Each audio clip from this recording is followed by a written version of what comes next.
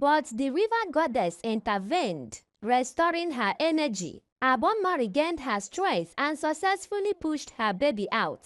Tragically, it was too late for her baby boy. He did not survive. Onyemaechi was shocked that Agbọmma had survived the force he had sent, but consoled himself with the thought that the baby's death would also work for his dark purposes. Pretending to be devastated by the loss, Onyemaechi consoled Agbọmma, while deep down he felt a sense of satisfaction. Agbọmma cried bitterly over the loss of her child. When her mother-in-law heard about the tragedy, she was heartbroken. The grandchild she had eagerly awaited was gone. She called Agbọmma to console her, promising that another child would come who would stay. In the days that followed, Agbọmma mourned deeply, her heart heavy with grief. Despite Onyemaechi's deceitful consolations, she found some solace in the supportive words of her mother-in-law and friends. After several months, Agbọmma got pregnant again. She was happy, and Onyemaechi seemed happy too, not because he was going to be a father, but because he saw another opportunity to end Agbọmma's life through childbirth for his dark ambitions. He thought to himself that she escaped the last term, but this term she wouldn't. 9 months later, Agbọmma entered the labor room for delivery. Onyemaechi unleashed his dark powerful force as he did before. But this time, the mermaid intervened and saved both Agbọmma and her baby. It was another baby boy. Agbọmma called her mother-in-law to share the good news. Her mother-in-law rejoiced, but Onyemaechi only pretended to be happy. Deep down, he was not. One day, while planning another evil way to end Agbọmma's life, just to renew his spiritual powers, the goddess of the river appeared before him. Onyemaechi was not afraid. He who died and wined with the devil wasn't afraid of seeing a spirit, as he often saw and communicated with them. I knew you were an evil man, and I warned Agbọmma, but she didn't understand. The goddess said, "For your information, Onyemaechi, Agbọmma is beyond your destruction. No matter how hard you try, you can never end her life. Change from your evil ways, or you will pay with your own life." Onyemaechi, unmoved by her warning, boldly proclaimed, "I am Onyemaechi. I eat with the devil himself. I am beyond human and spirit destruction, so I am not afraid of you, goddess of the river." He spoke with boldness, and the goddess disappeared. After some months, Onyemaechi needed to renew his spiritual powers. He decided to use his son for the ritual, planning to make it look like a spiritual attack from their enemies. He went to work that morning. Sitting in his office, he unleashed a powerful force against his own son. The baby was sleeping in the bedroom while Agbọmma was busy in the kitchen. The force hit the baby, and he couldn't survive it. Onyemaechi succeeded in taking the life of his son for the second time. Agbọmma felt an awful premonition and rushed to the room to check on her baby, but it was too late. Her son was already dead. Agbọmma cried in anguish. When Onyemaechi returned from work, he pretended to be sad about the incident. Agbọmma cried out that their enemies had done it again, not knowing that her greatest enemy was her husband, whom she loved so much. When her mother-in-law heard about the news, she cried, believing their enemies had sworn she would never have a grandchild. She invited Agbọmma to the village, saying she would take her to a place where they could ask questions about what had been happening to her grandchildren. Agbọmma informed Onyemaechi about his mother's suggestion and said she had agreed to travel to the village. Onyemaechi tried to convince her not to go, insisting it was their enemies killing their children. But Agbọmma was determined. Onyemaechi then told her to wait until he collected his salary for that month, so he could give her some money and buy some things for his mother. Agbọmma told him not to worry, explaining that she had a booming restaurant and a treasure stone that produced gold for her to sell. Onyemaechi insisted she should wait until the end of the month. Agbọmma, as usual, obeyed her husband. She finally agreed to wait till month end. Before the end of the month, Onyemaechi decided to take his mother's life to renew his spiritual powers and also to stop her from taking Agbọmma to anywhere. He unleashed his evil force against her. On that fateful evening, while his mother was in the farm, the force hit her and she couldn't survive it. She died instantly. When Onyemaechi heard the news of his mother's death, he was very happy but pretended to be sad. Agbọmma cried inconsolably for her mother-in-law, who she was very close to. The villagers waited for Onyemaechi to come back home to bury his mother, but after a month passed with no sign of him, they sent him a message. Onyemaechi replied, saying he was very busy with work and couldn't make it. He instructed them to bury his mother without him. His uncle, a brother to his mother, took the responsibility for everything and buried his sister, believing Onyemaechi was genuinely busy. Agbọmma returned to the village for her mother-in-law's burial. When the villagers asked her why her husband refused to come back, she told them he was busy with work, according to Onyemaechi's instructions. After the burial, Agbọmma traveled back to the city, still surprised why her husband refused to be present at his own mother's burial. She knew that if he truly wanted to be there, he would have found a way. But Agbọmma did not suspect Onyemaechi. The love she had for him blinded her eyes so deep that she believed anything Onyemaechi told her.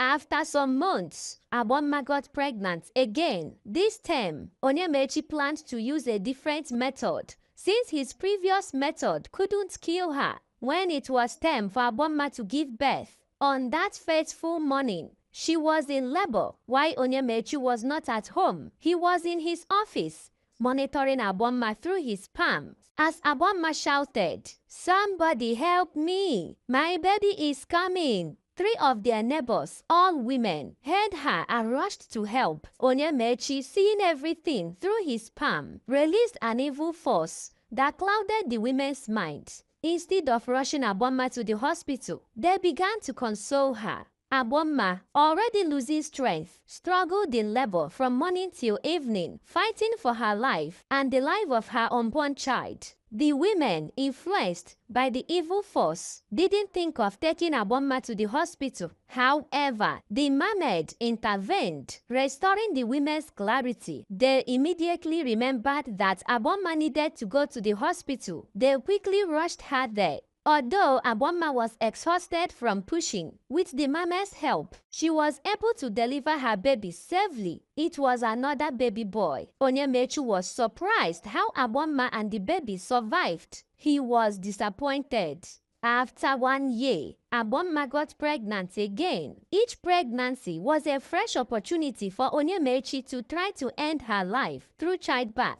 Agbọmma never suspected Onyemaechi for the misfortune she had endured. After 9 months, she went into labor once more. Onyemaechi tried his usual dark magic to end her life, but the river goddess intervened, saving Agbọmma again. This time, she gave birth to a baby girl, whom she believed was the reincarnation of her beloved mother-in-law. Agbọmma was overjoyed after losing 2 sons. She now had 2 children, a boy and a girl. However, Onyemaechi was not happy. Desperate to renew his evil powers, he decided to use his daughter's life. One day, he unleashed his dark force against Ada, his daughter, and she became gravely ill. Agbọmma was worried and took Ada to the hospital, but her condition only worsened. Ada grew weaker by the day, helpless and heartbroken. Agbọmma cried every day. One day, she sat beside her sick daughter and began to speak to her tenderly. "My dear Ada, you are my mother-in-law's reincarnation. When my mother-in-law was alive, She loved me like her own daughter, and I loved her too. She died and reconnected into my home. Why do you want to leave me now, Ada? When I look at you, I see my mother-in-law. Please, don't do this to me. You have been sick for so long, and I have tried everything to make you well, but nothing has worked. What can I do to make you better? Agbọmma's tears fell onto Ada's tiny hand, and the baby looked at her crying mother, but couldn't respond. Onyemaechi's office, shrouded in an eerie silence, when Agbọmma's mother-in-law, his own late mother's spirit, appeared before him. However, Onyemaechi was not startled. His ability to see and communicate with spirits was well known to him. His mother's spirit, however, spoke with fury. Onyemaechi, my son, why did you send me to my early grave and blame our enemies? I reconnected into your home out of love for my daughter-in-law. And now you want to kill me the second time? Reverse what you did to Ada, your daughter. You have 2 days. With that, she vanished. Onyemaechi knew the evil force he had used on his daughter could not be easily reversed. When he returned home, he instructed Agbọmma to use her treasure stone to try to heal their daughter, pretending to be concerned. Agbọmma, unaware of the true nature of her husband, quickly rushed to her treasure stone, placed her palms on it, and made her wish. Instantly, their daughter was healed. Agbọmma was overjoyed and surprised, but Onyemaechi was not pleased that Ada had survived his wrath. He began to plan on how to use their son to renew his spiritual powers. This time, intending to make it look like an accident, one day he drove to his son's school to pick him up. On their way home, Onyemaechi deliberately caused a collision with another vehicle, fully aware that the little boy would not survive. Instantly, the boy died. While Onyemaechi only lost one of his teeth, he believed that the tragedy would give Agbọmma a heart attack, causing her to die and join their son. When he got home, Onyemaechi pretended to be devastated over their son's death. Agbọmma cried inconsolably. This was the third son she had buried. A few months later, Agbọmma left her daughter with her own mother, who had come to visit, and traveled to Mecca with her Muslim friend Alhaja. During the trip, she bought some wrappers for herself and for her mother. While shopping, she noticed artificial golden teeth being sold and decided to buy one for her husband, believing that he needed it since he had lost a tooth in the accident that claimed their son's life. When Agbọmma returned from Mecca, she presented the golden tooth to Onyemaechi. He pretended to be happy and grateful, but deep down he was not pleased. He resented that Agbọmma had escaped his wrath multiple times and continued to thwart his plans. A few years later, Agbọmma had more 4 children, 2 girls and 2 boys, including Ada, making them 5 children in total. One day, one of their sons, Uchenna, came home from school, went into his room and brought out the suit he had worn during his nursery graduation. He put on the suit, lay down on the bed, and died. When Agbọmma entered the room and saw Uchenna lying on the bed, she initially thought he was sleeping.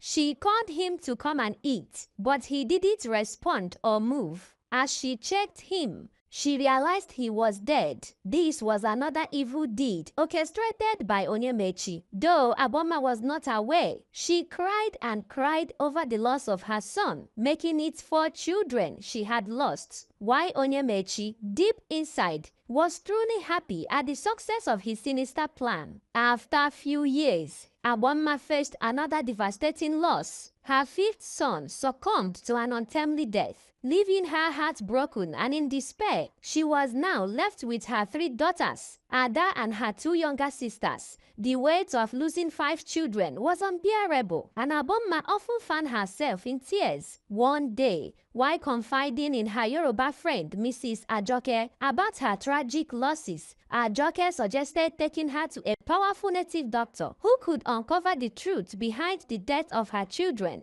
Agbọmma felt a glimmer of hope and decided to inform Onyemaechi about Ajoke's suggestion. When Agbọmma told Onyemaechi, he immediately opposed the idea. "You will not go anywhere," he said. But Agbọmma, driven by desperation and a need for answers, insisted. "I must go, Onyemaechi. I need to know the truth." Onyemaechi's anger fled. "Why will you disobey me in my house? Just because you have a restaurant that fetches you money and your treasure stone that gives you gold, you think you can disobey me? I will close down that restaurant of yours and see what else gives you the audacity to defy my orders." He struck Agbọmma, beating her severely. She cried and cried, feeling the weight of her grief and the oppression of her husband's control. Determined, despite her husband's violence, Agbọmma secretly made plans with Mrs. Ajoke. One morning, when Onyemaechi had left for work, Agbọmma sneaked out of the house and met with Ajoke. Together, they traveled to a distant village to see the native doctor. The native doctor listened to Agbọmma's sorrowful tale. He conducted a ritual to reveal the source of her misfortunes. As the ritual progressed, as Onyemaechi was busy monitoring Agbọmma's movements, watching them through his palm, instantly, he unleashed a dark force that blinded the native doctor's spiritual eyes. Instead of seeing the reality, he began to see Onyemaechi's family brother responsible for the death of Agbọmma's children. Onyemaechi's dark magic overshadowed the native doctor's power. He wanted to keep using his children's lives to renew his spiritual powers and extend his own life. Onyemaechi, determined to strip Agbọmma of her financial independence, insisted she shut down her restaurant and become a full-time housewife. Agbọmma resisted, but each time she opened her restaurant,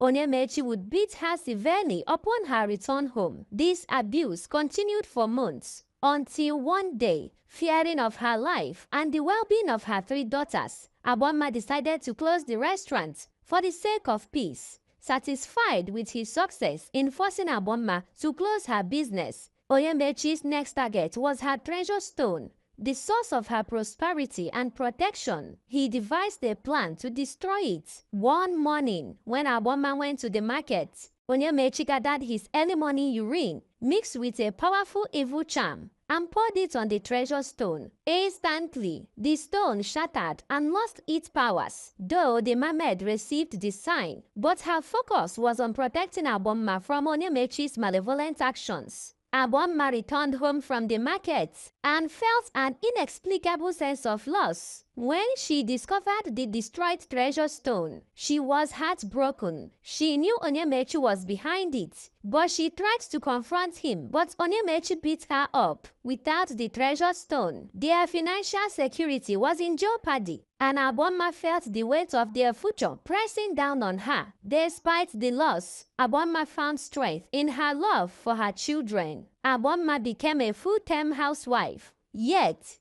Onyemaechi was not pleased. Since Agbọmma could not be used to renew his spiritual powers and extend his own life, he decided to make her life miserable. One day, Onyemaechi came back home with a lady called Margaret. When his wife Agbọmma asked who she was, he said she was his secretary at work, stranded because her younger sister had mistakenly traveled with their house key. He suggested Margaret stay with them until her sister returned, and Agbọmma agreed, not knowing Onyemaechi was lying and that Margaret was his mistress. Every day, Onyemaechi and Margaret left the house together, and Agbọmma kept watching them.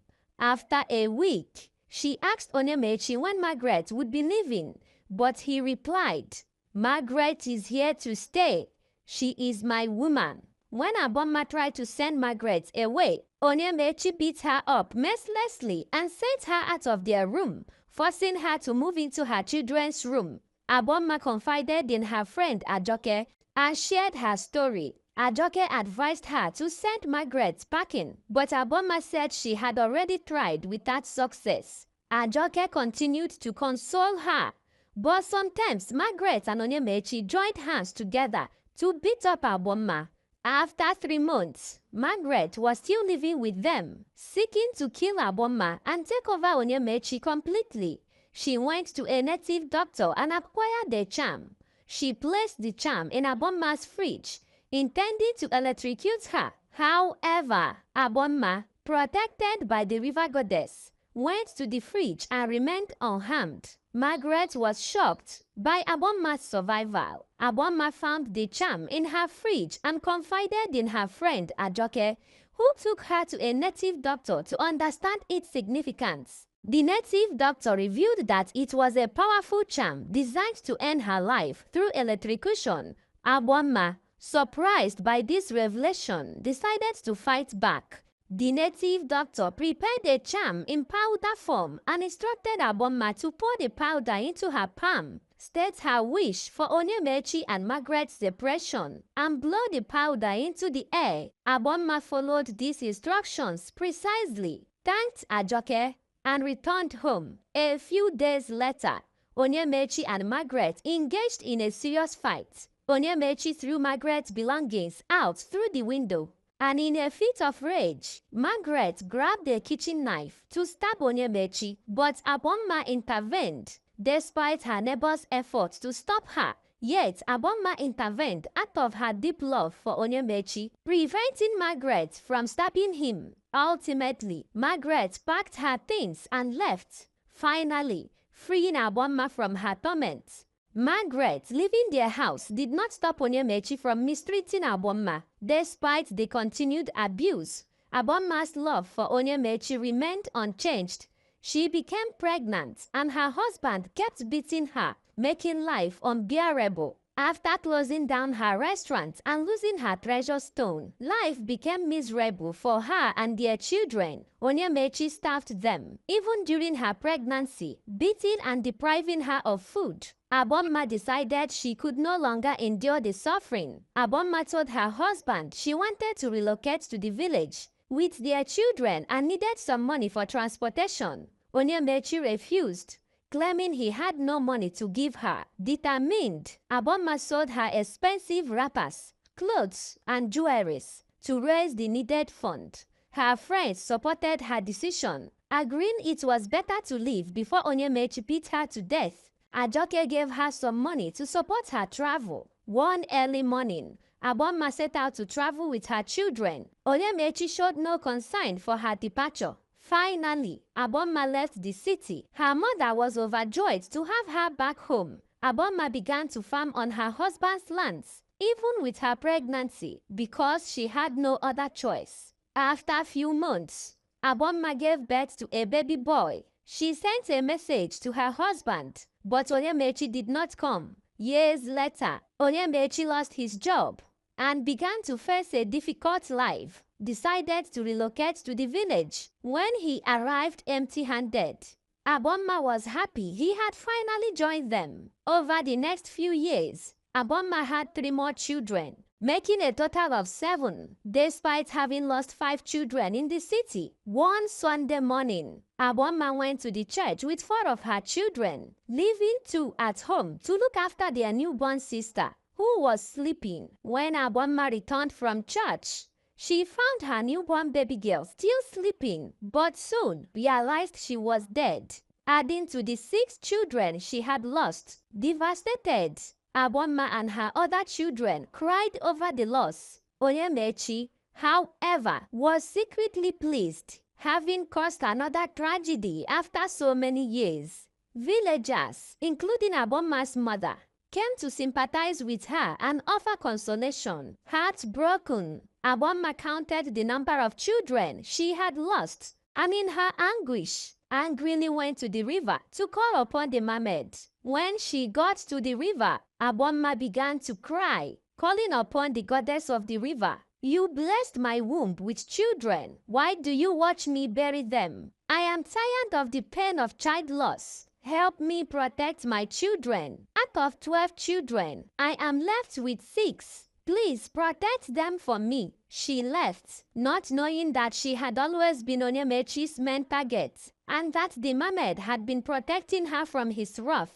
The mermaid heard everything Agbọmma said, and her tears that dropped in the river triggered the mermaid's anger against Onyemaechi. From that day forward, Whenever Onyemechi unleashed his evil forces against any of his children, the mermaid always intervened, shielding them from harm. This continued for more than 17 years, preventing Onyemechi from renewing his evil powers and extending his life. One day, as he attempted to unleash his powers against his children, the goddess of the river struck him with a strange illness. Onyemechi instantly became sick. His remaining 6 children and his wife Agbọmma began to take care of him, unaware that without the mama's intervention, they would have all been dead at the hands of the man they called father. They diligently cared for Onyemechi, taking him to various herbalists, but his condition only worsened. Exhausted from visiting herbalists, they tried different hospitals, but to no avail. Eventually, they took him to a man of God. It was the man of God who revealed to his children who their father truly was. Onyemechi, your father, is an evil man. He belongs to a secret coven of dark magic. He is a great wizard. He has sacrificed the lives of his children in exchange for power and to extend his own life. Your mother Agbọmma was his main target, but he couldn't succeed. So he channeled his energy to his children. He doesn't deserve your love. After the man of God revealed the secret to the children, they were all surprised. When they returned home, they told their mother everything the man of God had said. Agbọmma was deeply shocked to learn that Onyemechi, the man she had loved with all her heart, was the one behind her tears for so many years. With this secret revealed, Onyemechi died shortly afterward. After Onyemechi's burial, Agbọmma still couldn't believe that he was the one who made her bury 6 of her children. She began to reflect on so many things, from when she rejected to marry Onyemechi, to how Onyemechi won her love, to when she was seized by the river and found herself in the marine world, to how her mother lost her sanity, to when Onyemechi made a sacrifice to the river goddess for her freedom, to how he spoiled her with gifts, to the deep love she had for him, to all the sufferings she had endured, and to the loss of her 6 children. Everything became confusing and overwhelming for her. Heartbroken, she constantly thought about these events, leading to a sickness called hypertension caused by overthinking. Her children began to take care of her, taking her to the hospital where the doctor diagnosed her with hypertension. Even on her sick bed, Agbọmma kept thinking about everything she had gone through in life, which made her condition worse. One day, while lying in the hospital bed, Agbọmma succumbed to the inevitable. Her children cried inconsolably, praying for her to come back to life, but she did not. They mourned deeply and eventually buried their mother. Based on a true life story.